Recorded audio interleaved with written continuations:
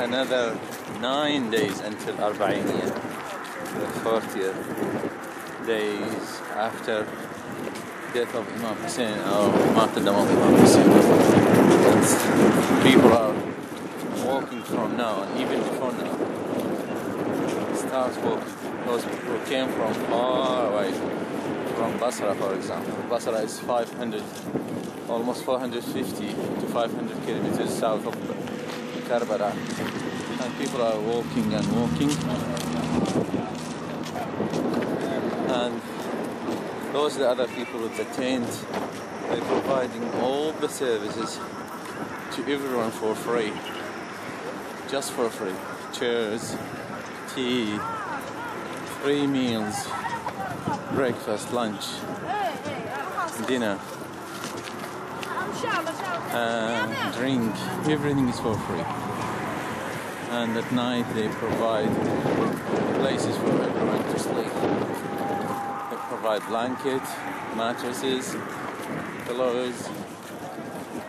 Most of the time they clean.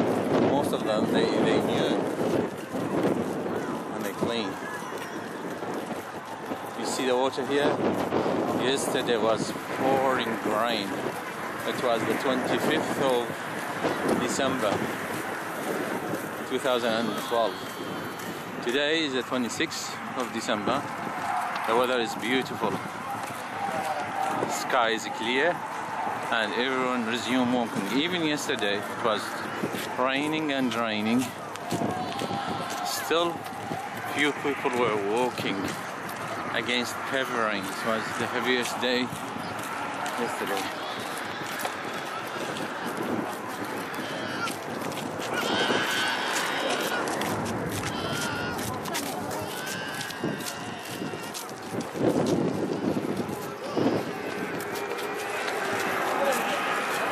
And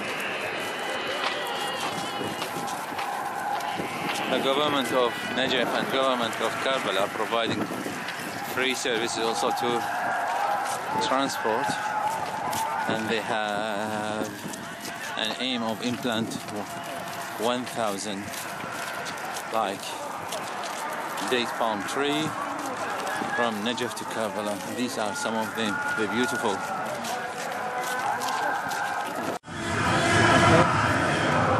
Imam Hussein's shrine. Alhamdulillah, we finally reached it. We're nearly there. There's only a couple of minutes left, inshallah about 10 minutes. All these people have been walking from very far distances, and alhamdulillah, they've arrived safely. Families, women, young children, they all have one aim in mind. Imam Hussain and Imam al-Abbas, his brother.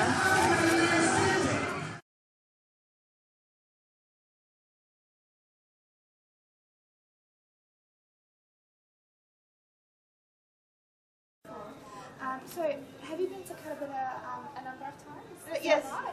This is my 4th time. Alhamdulillah. So, what keeps you coming to Karbala in particular? Of course, it's recommended religiously that we come. One of the ahadith says that the right of the imam on the poor person is to come once a year, and the rich person is to come twice a year. So maybe I should come 1.5 times a year or so. I mean, of course, we like to come, but for me, I do feel like each time I've been here, the circumstances have been slightly special. So I feel in some way there is a sort of invitation to come here, and I know many people feel that when they come. So, I heard that you walked to Karbala, is that correct? Yes, we walked from Najaf. Yeah. So, did you learn anything from walking at that far distance all the way to Karbala? It was definitely a remarkable experience, and it's something I'm glad that I had the opportunity to do. I think for me it was a bit more of a human experience, just to see the spectrum of humanity who was all walking together. In a lot of ways, it reminded me of how Hajj should be, and that I felt there's a lot of equality among people when you're all walking the same distance after a day or two. You're the same. No one's having one privilege over another person, especially because they're handing out food and doing services for the Zuwar, so you don't feel that one person is being privileged over another. And it was very interesting to talk with some of the people and to see some of their dedication. I have to say I admire a lot of these people, especially the women walking from very far. I mean, Najaf's not so far to walk from. It took about 2.5 days. You could do it faster, but we went slowly. But I was walking behind a lady. She had one baby in her arms, one kid here, and a big bag of stuff. And God knows how far she came. So, I mean, that's definitely dedication, and it puts me to shame. So my last question is about Sayyidah Zainab. I just want to know, what stereotypes of women does Sayyidah Zainab break when she addresses Yazid in Damascus in front of all those men? Of course, that would require me to decide what stereotypes of women people believe. But sometimes I think people question women's intellectual capacity. And clearly she made it very clear that women are, just like men, can have a very high intellectual and also spiritual and ethical capacity. And we can also use the power of the spoken word to stand up for what is right. At what cost does somebody carry out a message or follow through with his or her intentions?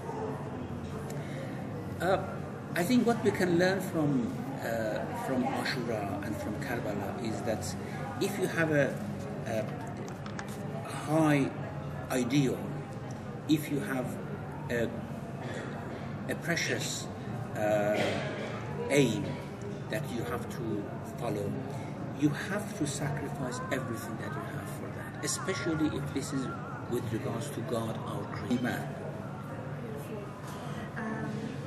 Next, Al-Abbas alayhi salam, he was the beloved brother of Imam Hussain. He was sent to get water for the children and the women. When he reached the water, he did not drink himself. Why did he not drink? You know, he knew that the children were thirsty. He knew that Hussain ibn Ali, his brother, his beloved brother, and the Imam, for him, he was thirsty. And he knew that it is very difficult to take water to the camps. He did not reckon that he would succeed taking the water to the camps, as he couldn't. Of course, he was killed on the way. So maybe the love that he had for Hussein and for the household of the Prophet had absorbed him to the extent that he thought that, why should I drink water while Hussein is thirsty? Why should I drink water while the children are thirsty? You only do this if you are somehow absorbed by a love which is unexplainable, actually. Otherwise, in any other situation, you cannot imagine that someone would ever do that. That's correct. Now, what's the role of the companions of the prophets who accompanied Imam Hussain in Karbala? Yeah, it's a very good question, because companions of the Prophet at that time, of course, the majority of them had passed away. They had either passed away or they actually dispersed in different cities. Some of them were in Syria, some of them were in Hijaz. Those of them who were in Iraq, they supported Hussein alayhi salam. Habib ibn Madahir was one of the companions. Muslim ibn Awsaja was one of the companions. Hani ibn Urwa was another companion of the Prophet, and there were other companions of the Prophet who supported him. And in other cities, after the companions of the Prophet heard of what had happened to Hussein alayhi salam, they all objected, criticized, cried, shouted that this is something that never should have happened in Islam. In Ziyat al-Ashura, what we say is that your musibah, your tragedy is a big tragedy for the whole Islam. Musibatan ma a'zamaha wa a'zama raziyataha fil Islam wa fi jami' ahli as-samawati wal ard. No one who had seen the Prophet, how he loved Hussein alayhi salam, how he treated Hussein alayhi salam, the statements he had made about Hussein alayhi salam, none of these companions could ever imagine, would have ever imagined that such a thing could ever happen to Hussein alayhi salam. And interestingly, when Hussein was talking to people of Kufa just before the battle, encouraging him to desist from fighting him, and trying to kill him. He said that, have you not heard from the Prophet that me and my brother are masters of the youth of the paradise? If you have not heard, which of course none of them were companions of the Prophet. If you have not heard, and if you do not believe me what I say, then go and ask the companions of the Prophet who are still alive. Ask Sahl ibn Sa'd al-Sa'idi, ask Zayd ibn Arbaeen. These were people who were scattered in other cities, of course. So I think what happened in Karbala was a sort of momentary drive of evil in that people who were there. Because afterwards, everyone was shocked. Why this happened? Why Hussein was killed? And Hussein, by his act, certainly wanted to send us a message. You know, when things are said and are written in history, they are forgotten. Yes, for example, Hussein was not happy with things which were going on. The closest disciples of the Prophet were not happy with the way things were going on. But this may have been recorded in history.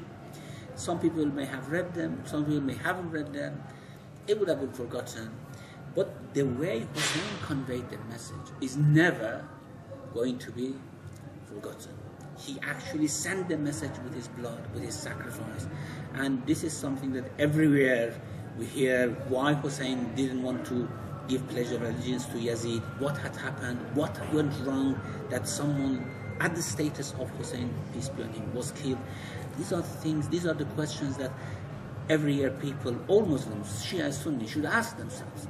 And this is the strength of the message. And this shows Hussein very thoughtfully chose what to do, how to send this message out to the history, to other generations. That's correct. And finally, Sheikh, what lessons can we learn in our everyday lives from the companions of Imam Hussain? I think the most important lesson that we can learn is that if we have certainty in our path and in our ideals, if we have faith in what we believe in, then we have to sacrifice whatever we have for that idea. If there is good faith, if there is good reason to have faith in something, then we should not be somehow soft in it.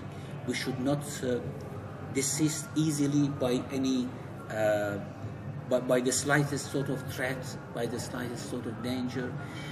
We have to persevere, we have to have patience, and after perseverance and patience comes, of course, victory. Sheikh Bahmanpour, thank you so much for your time. We really appreciate Why do you think it's important to remember Imam Hussain? Alayhi salam taught humanity many lessons. And therefore Ahlul Bayt alayhi salam stressed to their companions to remember Imam Hussain alayhi salam.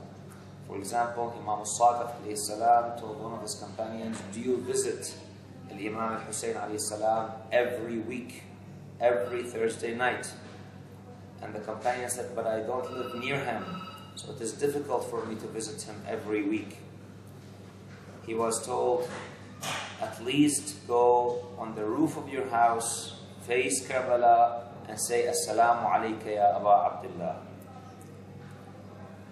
And then he told other companions that try to visit the shrine of Imam Hussain physically, even if you have to experience danger.